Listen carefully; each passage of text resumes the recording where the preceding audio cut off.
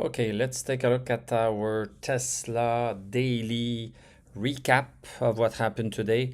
We closed at 347.68. That's up $13.61. That we are up 4%. Post market, we seem to be up by a further 51 cents. So let's take a look at the facts and then let's see how we can profit from those facts. So um, since the breakout, we broke out of 295 not too long ago. Since that breakout, well, last Friday, we have been continuing. This is the current channel we are in. This is a bullish channel. I need to tell you that this is a narrow channel. Narrow channels don't last as long as bigger channels. This one right here is bigger. Right here, this is a bigger channel. This was a smaller one, lasted not as long. So we should not be expecting this to last a super long time. Nobody knows how long this is going to last, but we know that it will not last forever because it is narrow. So at some point we should be seeing a little bit of a move down that can continue, leaving us with a bigger channel that might be a little bit less steep. So this is my bias. This is the bias I have, but until it happens, I don't want to speculate and get out of a position because eventually it will stop or slow down. I don't want to do that. It's easy to speculate. Oh, Tesla is going to be at this price at this date and time. Yeah, it's easy to speculate and nobody knows for sure. What we know is what we have in front of us. This is what we know. So we are continuing great. We are continuing great. And now what we are seeing is already the first sign of what I'm talking about. So we are seeing that we are starting to go outside of the channel. And we are going outside of the channel on the good side, which is on the resistance side, which means that the stock wants to go, based on today's move, wants to go even faster higher than what the channel has provided. So this is why we draw these lines, is that because we are looking at the support side of the channel, the resistance side of the channel, and this is giving us the rate of ascent. This is the rate of ascent of Tesla on average. This is the rate of ascent. And now that rate of ascent is not enough. So Tesla is starting to go even faster higher. So this is the best case scenario of not respecting a channel. The worst case scenario is that when we break on the support side, which means that we are going slower than the speed at which we were going, but now we have a faster move, at least based on today's candle. So this is only one candle. As I often say, one candle does not make a trend. So we'll see what is going to happen, but this is for sure a good sign that we are seeing right now. Let's take a look at the 1 hour chart to understand in more details how things happened. So the first channel of the day is right here. So first hour of the day, we closed higher than 335.59. Yesterday, we had a little bit of a move down. We had some problems with that same 335.59. We broke it just ever so slightly, then we caved into it. But no, this morning, boom, we just broke 335.59. Stayed there the second hour, and then the third hour on, then look at this again. We are testing our resistances. You know, if you don't believe, or if you have a friend that does not believe in technical analysis, just have him look at this right here. So from the third hour on, and the third hour, the high of the third hour is at 350. Boom, trying 350, trying 350, trying 350, trying again. Look at this. This is just perfection right here. Perfection. And on the last half hour, just a little bit lower. So This is an accumulation that is happening right here. So I explained it this week. So each time we have a stock that stays under a specific number and then breaches it, this is another opportunity to get into that stock. So if you are not in anymore, you can get in. If you are in, then you can just add to your position, because this is another indication that there's a change in the market, a smaller change right here, because this is on a smaller time frame. But this is an indication that we had some buyers that did not want to pay, or that did not have to pay higher than 350 to get a Tesla share. And then at some point, boom, if it crosses above 350, this will mean that from that point on, they had to pay higher. So again, something changed in the market, something significant enough that we can use that as information, as a trigger to add into our position. So this is fantastic. Let's just write this one. Let's just write it until we see some signs that we get maybe overexcited. This can happen. You know, if we start going vertical, then at that point I am going to think, okay, at some point I will want to take profit, because when things go vertical, there's a greater possibility that they come back down. If things are just very slowly moving up, then we can see a move down. We tend to be able to see a potential change in direction. So if we go super high, super fast, I might decide myself. You can decide something else, but I might decide myself to take profit. Yeah, so we had such moves in Tesla before. We had such moves. If we go back to 2023, this is in January, so this was pretty steep, and then we stabilized and came down. Another pretty steep move, we stabilized, continued. This one we continued. So sometimes you see a bit of a move down and you sell part of it, and then you leave some of it in there to see if we are not going higher. So there are plenty of different ways of doing things. You can share in the comment below what you plan to do, so this will help everybody. But anyway, right now this is fantastic. We are just happy, and we are looking at our bank account grow. Let's take a look at the rest of the market to see if the whole market is moving in sync. You know, it's always nice to have the whole market, the stock indices, the VIX, in sync with what is happening right here, and even the whole market, other stocks too. So let's take a look at the VIX. So when the VIX is high, stock market goes down. And we want VIX to be below 20, which we got this week, and we are very happy about this. So VIX is a little bit higher today, but overall, this is looking pretty good. So we are going sideways. We can argue that yesterday it went lower a little bit than where it went today. That's fine. Let's take a look at Dow Jones. So Dow Jones is also cooling down a little bit, down 0.21%. Nothing too spectacular. We are caving in under the 200-day moving average. The 200-day moving average right here. We crossed above. We closed above even on Monday. And now we are caving in just under. We are still above 41,826. And this is the current channel that we are in. And we have some resistance right here. So it's normal to have a little bit of a slowdown before we are encountering those resistances. Let's take a look at the SPX. SPX up 0.1%. So we are getting close to this resistance right here. So we have to check this, because we could be caving into this. And Nasdaq, this one is continuing 0.57%. we are starting to encounter this resistance right there.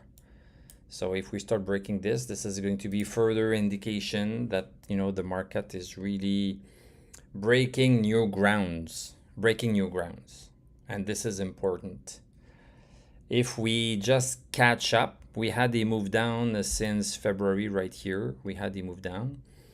And this part right here was just, it was not reaching new ground or breaking new grounds. This was just coming back up to where we were not too long ago.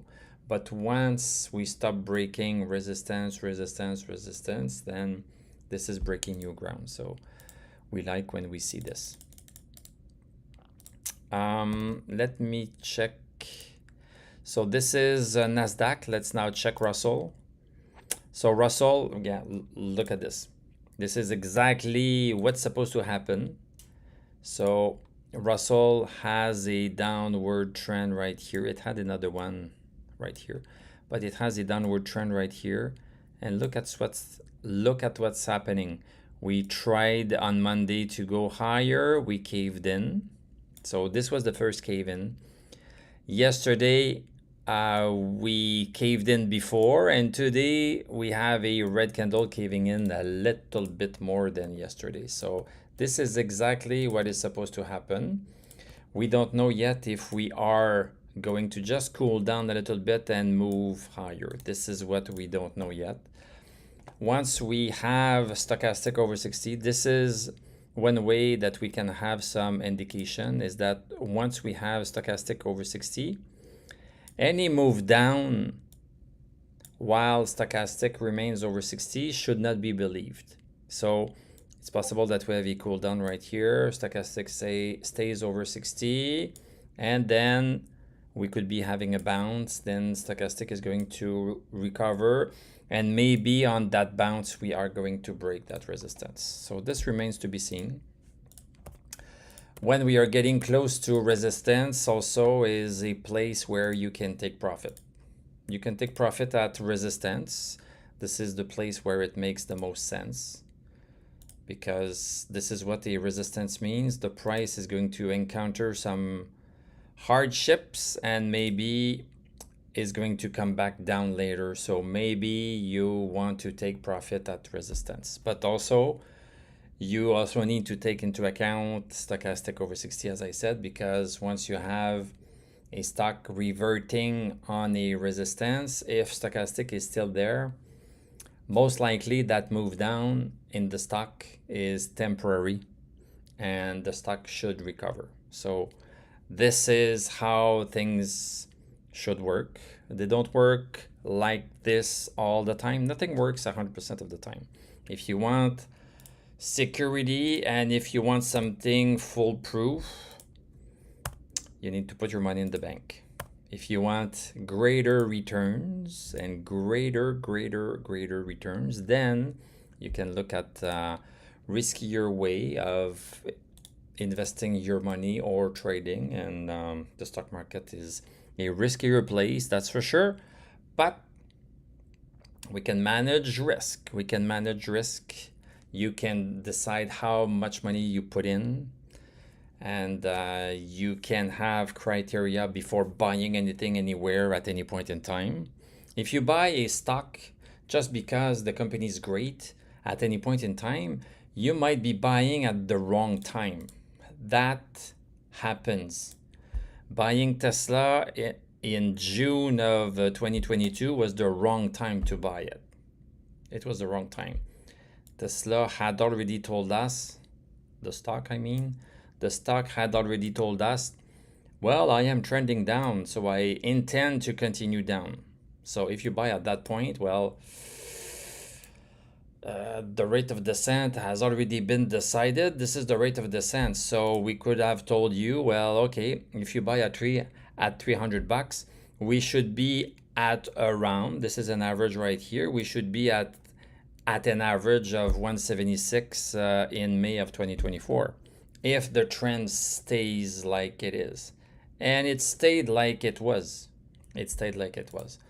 So using the same logic, the same trajectory, the same trend, we can say right now that if things stay the same trend-wise, which I have a little bit of doubt because this is a narrow bullish channel, but if the trend stays the same, we should be reaching $488, which is pretty much the all-time high in July. Because this is the rate of ascent. This is the rate of ascent. And if we go on the weekly chart, let me remove this a little bit. If we go on the weekly chart, we have the bigger bullish channel that Tesla is in. This bullish channel has worked well since 2020. This is the big channel we are in.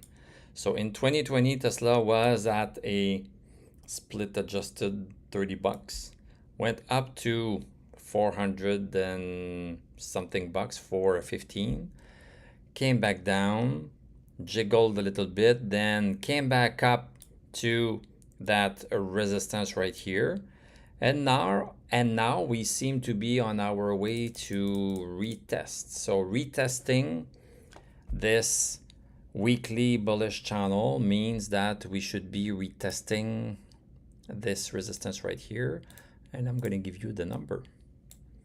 Depending on when we reach it, if we reach it super fast, we are looking at 520.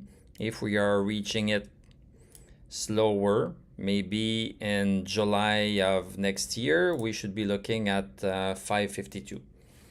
So for sure, when we are going to get close to 488 and 500, this is a super ultimate place to take profit. Like it was right here. We did not know it at the time, but like it was right here, this is a great place to get out, because we could be seeing some moves down because we are getting close to a resistance. And this is what a resistance means, is that sellers are no longer willing to buyers are no longer willing to buy higher.